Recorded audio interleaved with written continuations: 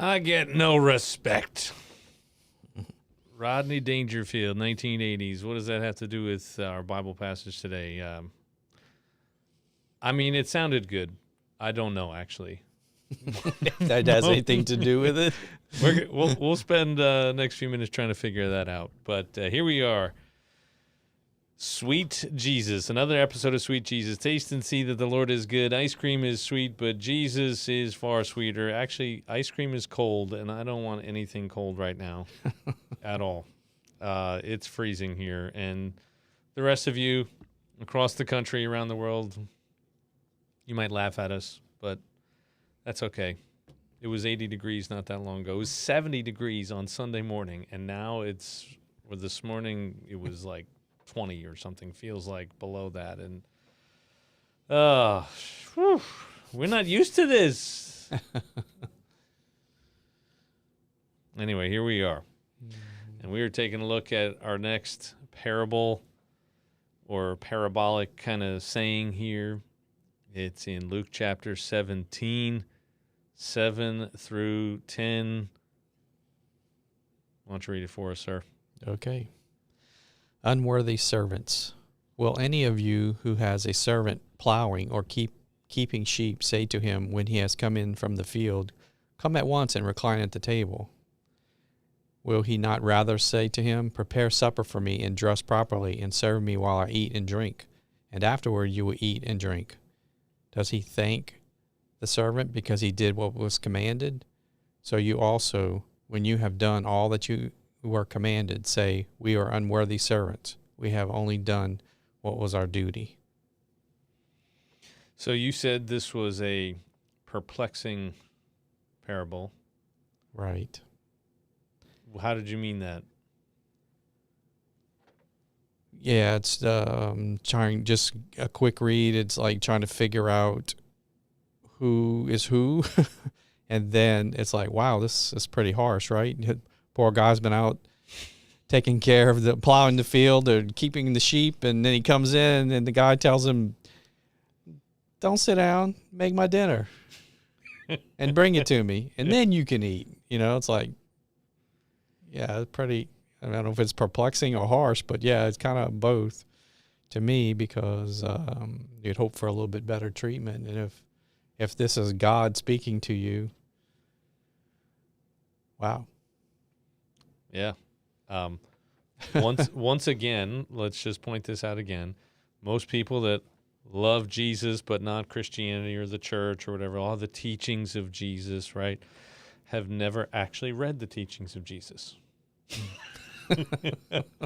Or they heard it referenced once, or they listened to some ridiculous fool of a preacher who, figures that, Jesus is encapsulated in just a couple little things, a couple little trite sayings that you throw out here and there and not the broader context.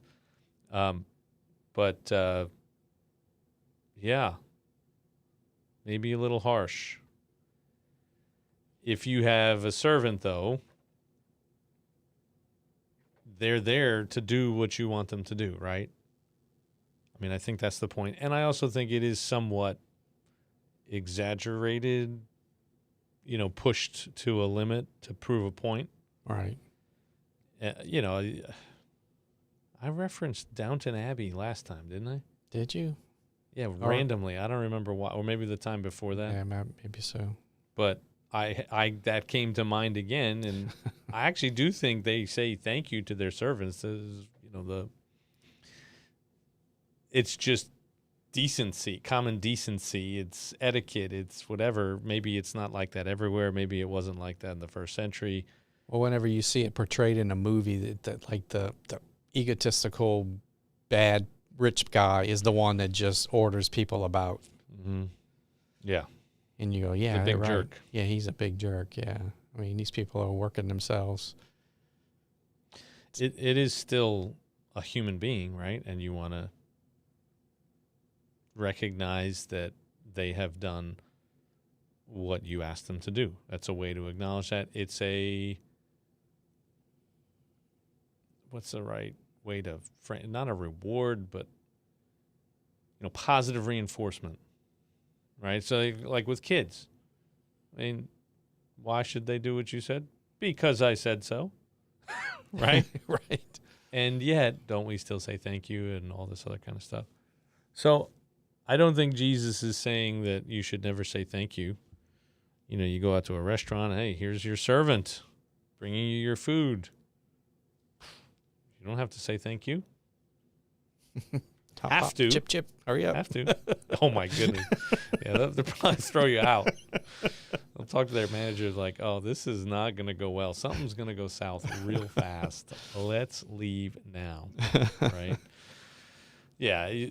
So the instruction here is not stop saying thank you to people that are just doing, right? The point is the broader perspective of humans and God. God asks us to do all kinds of things. He's commanded us, instructed us. And human beings have this tendency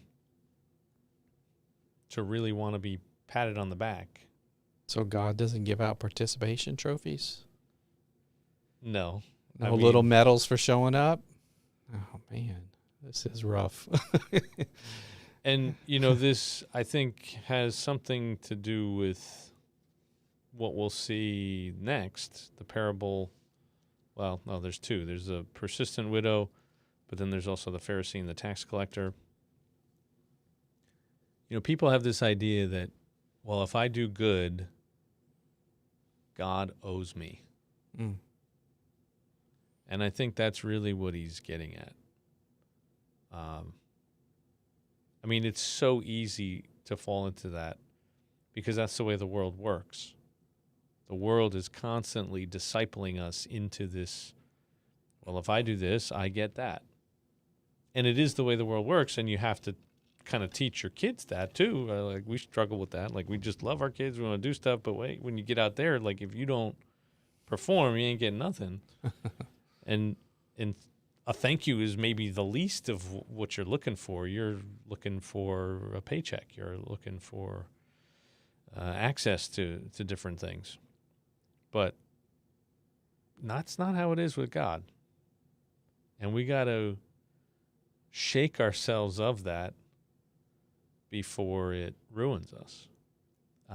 Because if God doesn't perform the way you expect him to, all of a sudden now it's like,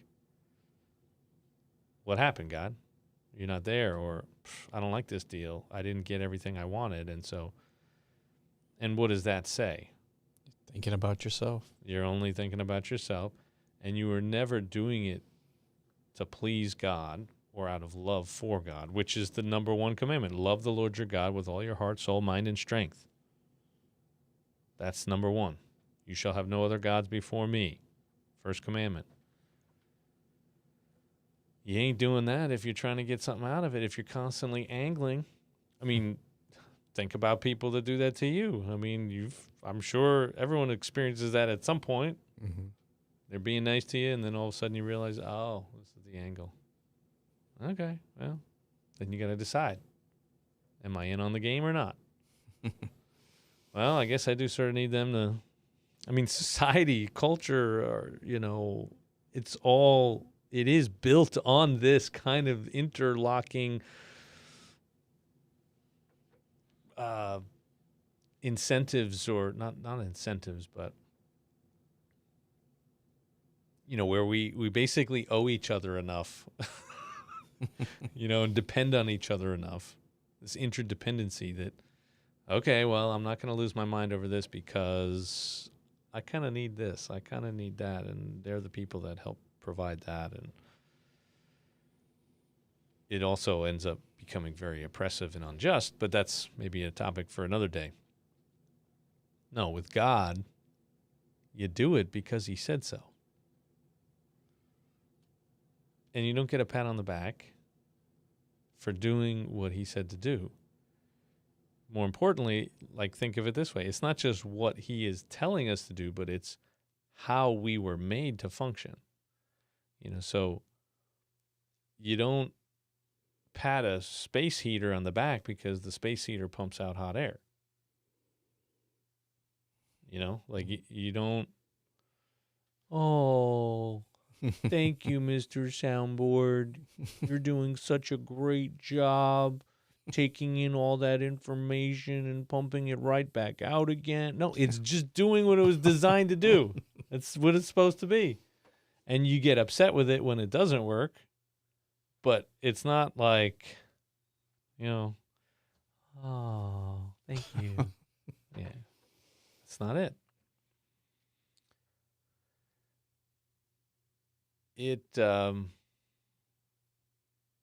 It reminds me, this story reminds me of an example I heard. It was a series of DVDs. It was a former Muslim who became a Christian, and he was training. It was a series of lessons focused on training people for evangelism, particularly with Muslims. I've shared this kind of story before, where he describes, imagine you're house sitting for someone.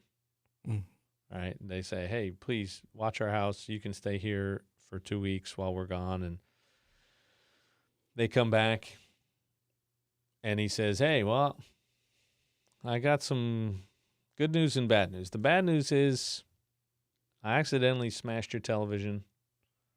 I lit your couch on fire, and your cat died. But here's the good news. I washed the windows. I washed the dishes. I swept all the floors and mopped and cleaned the toilets. So you're welcome. And that's what it is for us to go looking to God and say, hey, God, look at what I did today. What do I get? It's like, do you want me to enumerate every single one of the things you screwed up in the last 5 minutes, let alone like the last 5 days or weeks or years or decades? Yeah, no. How about you just go about doing the right thing so I don't have to clean up the mess after you? Right? Like, I mean, there's a level of arrogance in this, right? That we could be bold enough to barter with God somehow. That God is on our level and he needs something from us. Right? Like, what? He doesn't need us. He doesn't need anything. Like, if you look, I mean, Jesus, when he's riding into Jerusalem, they're praising him, and the Pharisees are looking at him kind of weird, and he's like, and they're like, tell these people to be quiet. And he looks at them and says, the very stones would cry out. God can take stones and do something with them. He doesn't need us. He uses us, and we have the joy and privilege of being a part of that. But it's not, it's not some divine negotiation. So I don't know. Does that make sense? Is that what you were thinking? I mean, or is it still perplexing? You still stuck on? Yeah. No, I'm not. No, that makes sense. But I guess it could have been framed in a different manner for our modern culture. Well, when you. But who am I to say that Jesus didn't say it right? I was just gonna say, yeah, you could take it up with Luke when you see him in eternity, or for that matter, God, who oversaw the shaping and forming of this. Yeah, I had a seminary professor who used to really, I mean, he was a nice guy. He was a really nice guy. But he had like a few things that he would talk about kind of repeatedly that sort of annoyed him about church and pastors and preachers and whatever. And he talked about funerals, and just like he hated how funerals sort of became about a person and not about Jesus. That in the end, it should always be about Jesus. And so he would tell his students and anyone else who would listen, this is what I want my sermon text at my funeral to be. This is the text. We are unworthy servants. We have only done what was our duty. And for the most part, not even that, right? Yeah, exactly. Exactly. And, maybe I'd like that too. I think primarily it wasn't just funerals, but like particularly pastors and church leaders at their funerals, somehow it became all about all these things that they did. And it's like, guys, hello. Didn't we take the same classes? Don't we confess the same theology? Isn't it all about Jesus? Why are we talking about this person just because they were some big important pastor or district president / bishop or synodical president or this or that or the other thing? So I guess I've kind of experienced this in the workforce where, people, doing their jobs and then for some reason, maybe slightly different, but kind of similar, I think.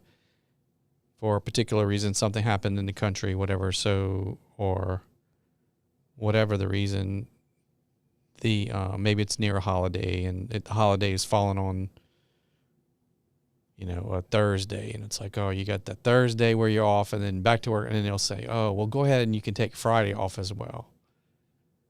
But as soon as you do that, it becomes almost expected. So then the very next year, I wonder if we're going to get that extra day off again. It's like, well, why would you? Because now the holiday is on Friday. There's no little inconvenient gap in there, right? So it was like, it was a nice thing, appreciate it, and move on. But no, human nature is you did it once, we're going to expect it from now on. Or even there was like some companies give the Christmas bonus or the end of the year bonus, and it's like, as soon as you do that, every year people are banking on getting that. When people come to depend on it as part of their salary. Well, they made a whole movie about it. Exactly. Well, actually, in real life, I've worked with people that are like, hallelujah, holy, where's the Tylenol? Sorry, I can't get it out of my head now. The same thing, and then I had a superior that would say, I said, hey, everybody's asking, is there, I said, I'm just asking this because everybody's asking. Are they going to be, going to do like a bonus thing or whatever this year? And her response was, you get your bonus every 2 weeks when you get your paycheck for doing your job.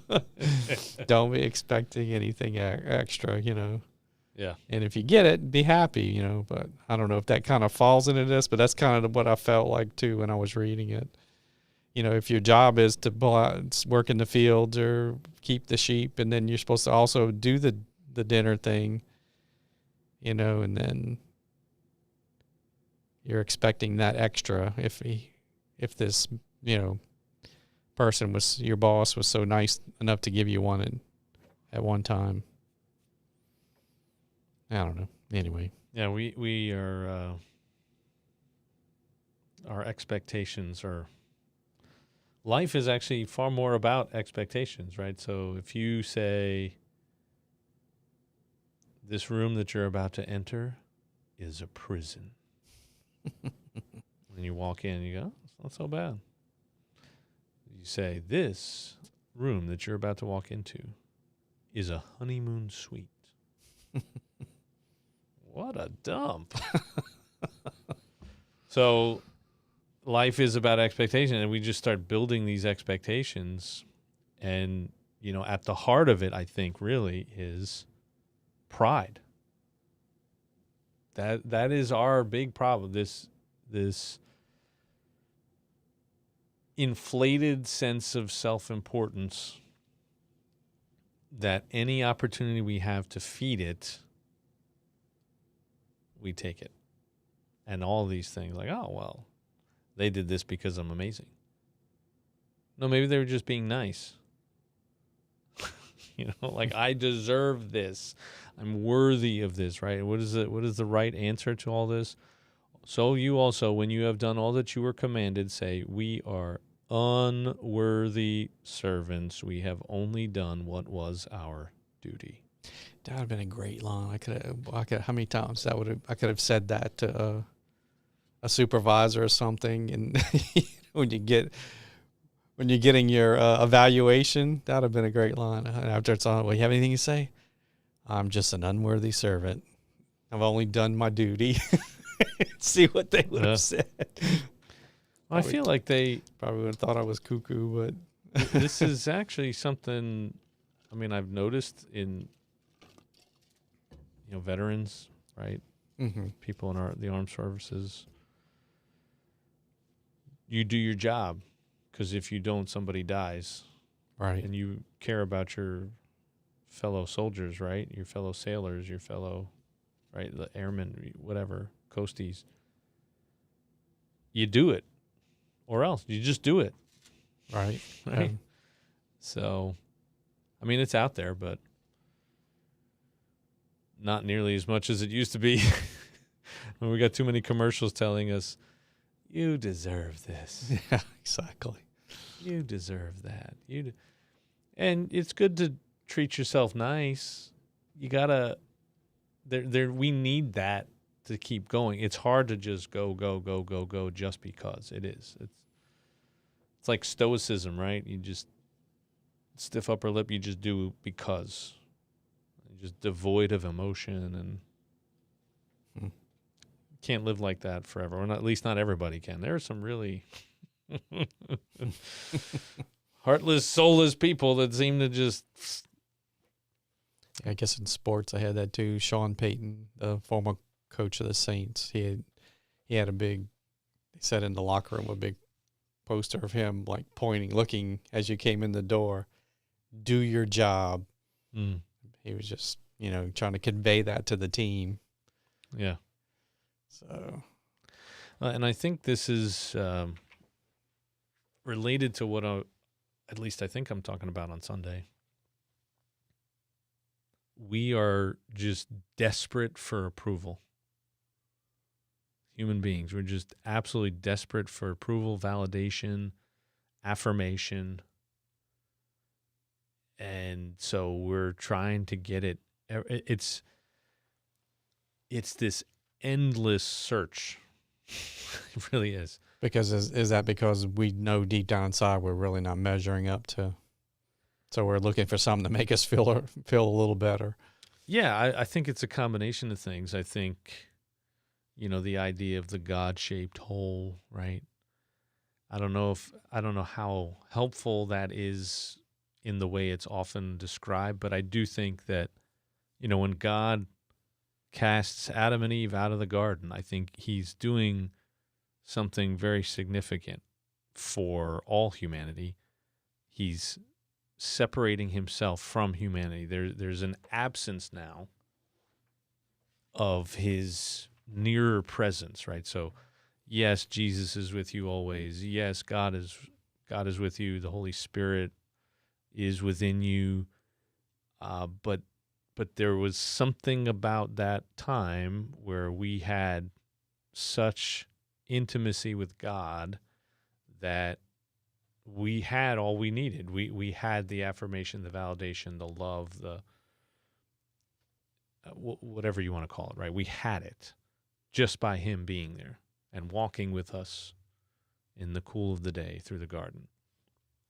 And now that is not the case, and we long for this day, Revelation 21, when God comes down, the new heavens, the new earth, the new Jerusalem coming down out of heaven, and it says, Revelation 21 there, the dwelling place of God will now be with man again, right? He's going to come to dwell with us in the way he did in the beginning, and that's going to be the joyous thing. That's what we're looking forward to. It's just his presence will fix everything. Like it's just going to destroy all the brokenness and evil and redeem and restore all of creation. It's going to be this beautiful thing. And so now we live in this time where we don't have what we used to have, and we don't yet have what we've been promised. And so there's this like infinite need for validation and for affirmation and for, boosting our pride, our ego, whatever it is, to feel like we're somebody, feel like we're loved and accepted and that we belong. And when you have God, you have the infinite. When you don't have God and you're trying to replace the infinite, well, good luck. Good luck. I mean, it's like trying to bail out a boat that has a gigantic hole in the bottom, right? Like you're never going to get there. Right. So you think also in this parable, he's, it's kind of saying, look, you need to do your job. But at the end, he doesn't talk about the end in this one, but there is going to be a big bonus of something that you do not deserve. So in the meantime. Yeah, I mean, I don't know if it's a bonus. It's just what we need. We're not going to need the extra. Well, it's going to be extra compared to what we, maybe what we have now. Just his presence will make us whole in a way that we long for now and yet can't find in any of these other things. Tim Keller had this saying he uses every now and then. I may be mixing it up with a couple of different things, but it's like the human heart runs on self-righteousness the way my car runs on gas, something like that. It's like the human heart runs on this, need to prove ourselves, to demonstrate that we're somebody, to justify ourselves, to prove that we're somebody. Like gas. Like if we aren't constantly doing that, then we just fall apart. And so what we really need, we need Jesus, right? Jesus is meant to be that source of identity and meaning and purpose and joy, satisfaction, whatever you want to call this, where we look at Jesus and we go, oh man, here's a guy who just did his duty, right? And he was worthy. He wasn't an unworthy servant. He was a worthy servant. And he didn't get the pat on the back, at least not right away. I mean, like, he went through hell, absolute misery. Okay, God, you want me to do this? Done. Oh, you want me to do this? Done. Oh, you want me to do that? And he just keeps doing it and doing it and doing it faithfully. Not only not getting a pat on the back, but getting his teeth kicked in for it. Not literally, but you know what I mean? Like taking a beating physically, emotionally, spiritually, and just coming back. Thank you, sir. May I have another, right? Like he just keeps giving. He just keeps doing. And he's doing it for us. That's how loved we are. That's how precious we are. And it guarantees what we need. We're constantly angling to try and earn something that we can't earn in the first place. And yet God freely gives it to us in and through Jesus. Jesus is the sufficient servant who wins everything that we're looking for and then gives it to us freely. Now, of course, he turns around and asks us to do stuff, but not to get in. We're already in. Okay, now you're in. You're in the family. So this is how the family works. You can resist that. You can reject that. But, like my kid, hey, take out the trash. Why? Because if you don't, the house stinks. Like, take out the trash. Oh, do I get something? No, just take it out. There's actually stuff out there. A lot of people or a lot of places, I don't know if it's majority or what, but I've seen many times people that really frown upon allowances because the idea is like you are training your kids to do something for something, which we've talked about. They don't need that. I mean, they're already thinking that way naturally, and the world is training them in that sense. No, you're a member of this family. You have to do stuff just like the rest of us. So do it. Come on, do it. So Jesus does everything necessary to make us part of the family. And then we just turn around and say, we've only done what was our duty. We're unworthy servants. Thank you for giving us access to eternity, giving us forgiveness, endless forgiveness for the innumerable sins that we commit every day. And the resistance to doing our duty, I think, is rooted in a misunderstanding of what's already been done. Like, what else are you trying to angle for? Like, what are you looking for from God? $1 million? Didn't we talk about that already? You can't take it with you. Certain people, their approval, their praise, their accolades. Who are they? They're nobody. Not in comparison to the King of the universe. So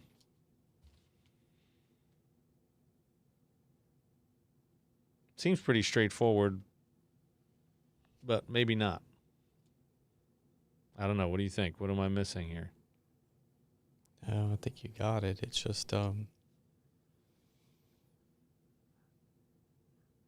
you said, like we've just, talked about, in the society or the world we live in now, it's a bit in contrast, dark contrast of what we live in. So, yeah, or what we expect to some degree, I guess. So comments on YouTube are bizarre. Oh, uh-oh. But I think a lot of these people are upset about something. And it may have has a lot more to do with disappointment than disbelief. And it's this. It's they expected something from God, if they tried God at all. And they didn't get it. And so they've sort of bailed on the whole thing. And that's a temptation for all of us, all Christians. But ice cream doesn't owe us happiness. In fact, if you overdo the ice cream, you get kind of unhappy. Your stomach, belly just doesn't feel right. Too much sugar. You end up gaining a lot of weight if you don't do it in moderation, which probably won't make you very happy. So if ice cream doesn't owe you happiness, Jesus doesn't owe you that. He doesn't owe you blessings. He doesn't owe you anything. And yet he does all of this anyway. That's the right framing.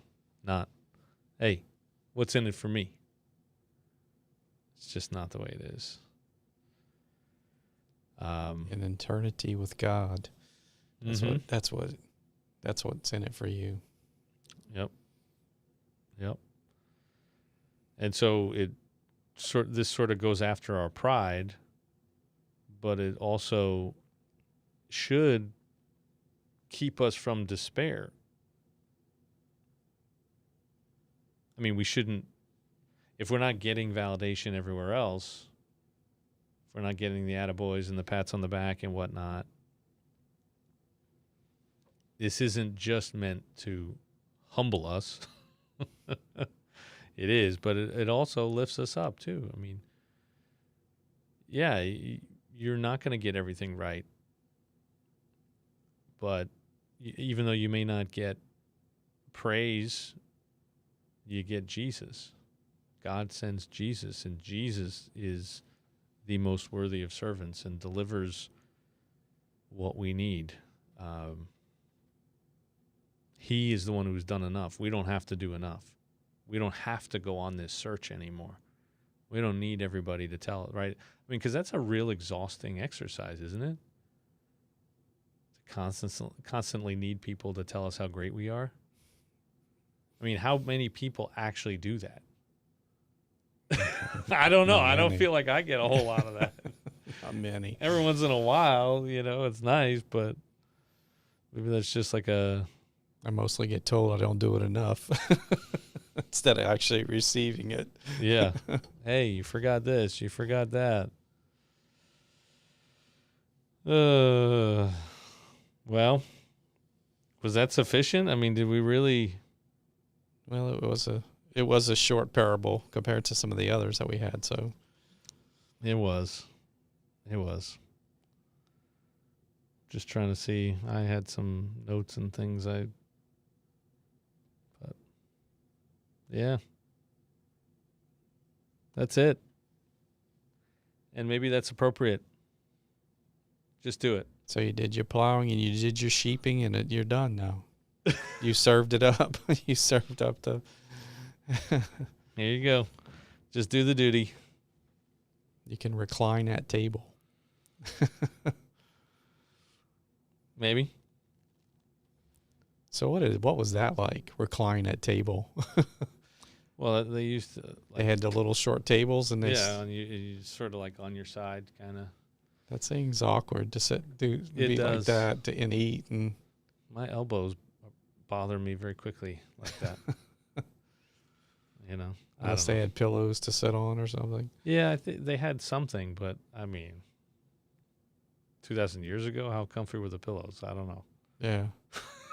Maybe they didn't have time to go around building chairs for everybody, or the wood available to build chairs. They had more important things to do with the wood. I mean, it is sort of like reclining is more of a relaxing sort of posture, I guess. I don't know. I know they did it. I don't know exactly why. Maybe interesting deep dive at some point. But it does seem like, I don't know, maybe in our age of, computers and moving our hands and wrists and everything and carpal tunnel and ulnar nerve issues, like that just seems dumb to me. But maybe back then. You're such a whiner. Oh boy, you have no idea. I try to keep it in check, but there's nothing about whiner in that parable, was it? No, but I mean, except for the people who are looking for, like Home Alone 2. Rob Schneider plays like a bellhop or a whatever, and he's like, he brings up and he's just like, which, I mean, come on, really? People do that? You want to smack? And then he gives him like a piece of gum, and then he comes back later, and he says, "Oh, that's right, a tip," and he just says, "No, thank you, sir. I've still got some left from yesterday," or something like that.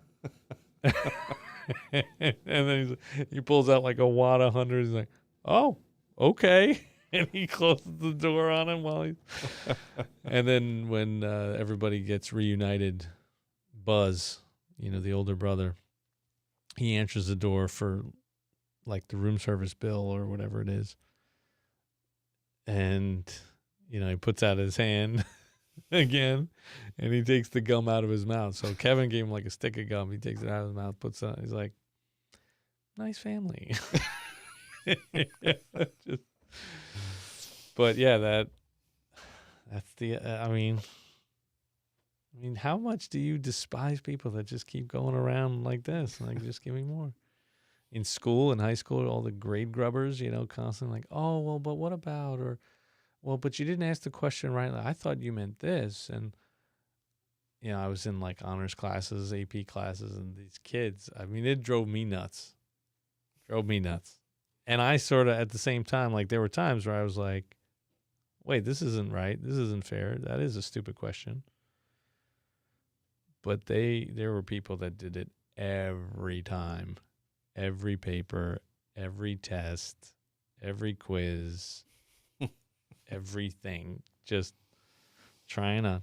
I had a professor in college that kind of, it was more about his grading. He said, so because he would give the test back and we would go through and you could like correct your answers that you had wrong. But then as you were doing it, he says that, if you find anything wrong that you would like that you think you actually got right based upon what we're saying, he says, you can bring it to me after class. He said, but I will recheck the whole thing. Well, I think he said I'd take my big bucket of red paint, put it on the desk, and then I'll regrade the whole thing and basically dip it in there. Everything. He said punctuation, I will, in other words, don't bother me with these 5-point problems, or whatever. Just to get your average up to a 92 versus a 90 or whatever it was. It was even more ridiculous than that. They were trying to get 100 or 98 instead of. Anyway. Yep. I've seen it. Entitlement is a huge problem with human beings, and the world might be a lot better place if we weren't so stinking entitled. We're not entitled to anything, but I don't need to rehash that because although I did talk to a guy this morning, standing outside, they had a car accident over here next to the CDC. The car was parked on the grass. They're waiting for a tow truck. I went to go see, hey, you guys okay? You want to come inside where it's warm? And no, we're just going to hang out here. And then we started talking, and I'm like freezing to death out there. Oh, my goodness. It was so bad. But I don't even know how we got into this, but the guy is a Christian, and he said something about evil, and then he's like, about wicked. He's like, I think wicked is a better word. I'm like, am I supposed to be taking notes, God? Like, should I be using wicked instead of evil? But yeah, we're pretty bad. No one is righteous, no, not one. And that's why we need this. We're looking for this because deep down, I think we know we're not enough, not good enough.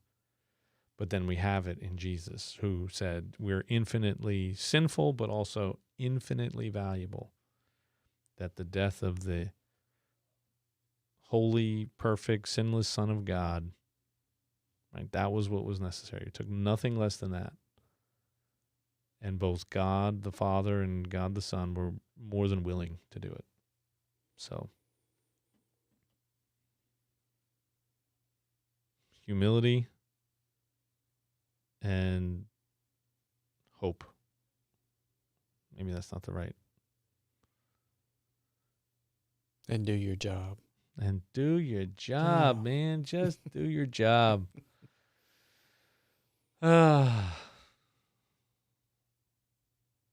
You gonna remind me of that? I'll put it on the list. Only if I can remind you of that. Or do you want to add a boy instead? Attaboy. I mean, we need it every once in a while. We just need the feedback. Like, I'm doing it right. I'm doing it wrong. Because otherwise you just...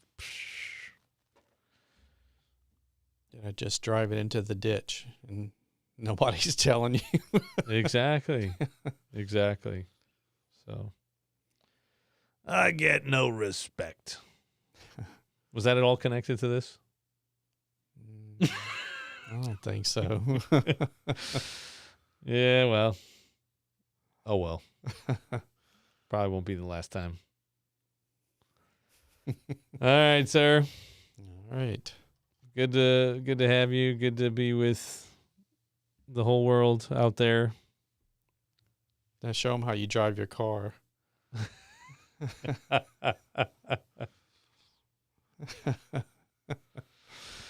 Yeah, Tesla. You should get a Tesla. And you should get the full self-driving. It's really cool. Might save 43,000 lives. it's definitely safer. There are a few things that still sort of annoy me, but it's because it's being safe. It's not because, it's like, And it doesn't ask for an attaboy, does it? and it doesn't ask for an attaboy. It just does its job. Man, why didn't you come up with that at the beginning? That was perfect. I just did. I mean, that was perfect. Yeah, it just does its job, and then you got the humanoid robots, right? So the cars basically are robots on wheels, and then you got these humanoid robots. What a great working environment. They just do their job. They don't complain. They don't. But, obviously there's a whole set of other things and implications. And is this James Cameron movie or I don't know. The rebellion of the robots. Because they're going to be like, why do I have to just keep doing my job? Why don't I get like an extra 30 minutes on the plug-in on the socket plugged into the socket? Only time will tell, but or do I get to? I think we are the whole entitlement problem with humanity. I think it's a warped version of what God originally implanted in us. The breath of life that he breathed into us. And I think it's probably, I'm hopeful, praise the Lord, that our fears are primarily driven by the height of human pride and arrogance. So in other words, we think that we could accidentally create what only God could. So can we get it to think and just be just absolutely plainly rational? Yes. I think that's what AI, all the stuff that's going on right now, I think that's what we're seeing is that it does work. It does think. The car drives. The car is assessing things. But can it be alive in the sense that we are? And then exhibit all these terrible human attributes? I don't think so. I don't think we're that good. And then you've got the Tower of Babel, Genesis 11, where God, as soon as humanity started looking like they were trying to do something, whoosh, put an end to it. So, I don't know. Mm-hmm. Just my 2 cents. Yeah, I don't think we'll be able to. They'll possibly create something that looks like consciousness, but they won't be able to actually create consciousness. I mean, to me, that's the breath of life. That's God breathing into it. Mm. Now God could come and Ducky can make the rock sing out, right? He could do it, but we don't have that ability. So but it does say that, like you said, the Tower of Babel. Though, if we let them continue as they're going, they'll be able to do anything. But that's a thing I don't think. Yeah, he already scattered the people and confused the languages, and honestly, people that know the same language don't even speak the same language, if that makes sense. I mean, I don't know how many times I've seen like 2 people or 2 groups using the exact same words and not at all communicating the same things. Like, I've watched this many times. Wait, you're saying this and you're saying, yes, I agree. But it's like, hey, here's what I'm saying. A plus B equals C. And then the other side looks and goes, yes, that's right. 1 plus 2 equals 3. You're like, what? No, A, B, C. Yeah, 1, 2, 3. Or 9, 8, 7, or whatever. Right. It's so we are far less capable than we think we are, and we are living in a post-Babel world. So time will tell. What does this have to do with Luke Doing your 17? job. I have no idea. Keep your head down, do your job, do your duty, be a faithful child of God, be a faithful father or mother, Be faithful joyful in all child, things. joyful in all things. You don't need any pats on the back. God loves you. God so loved the world that he gave his only begotten Son, that whoever believes in him shall not perish but have everlasting life, right? You're good. You don't need all these other people around you. But we need you to do your duty.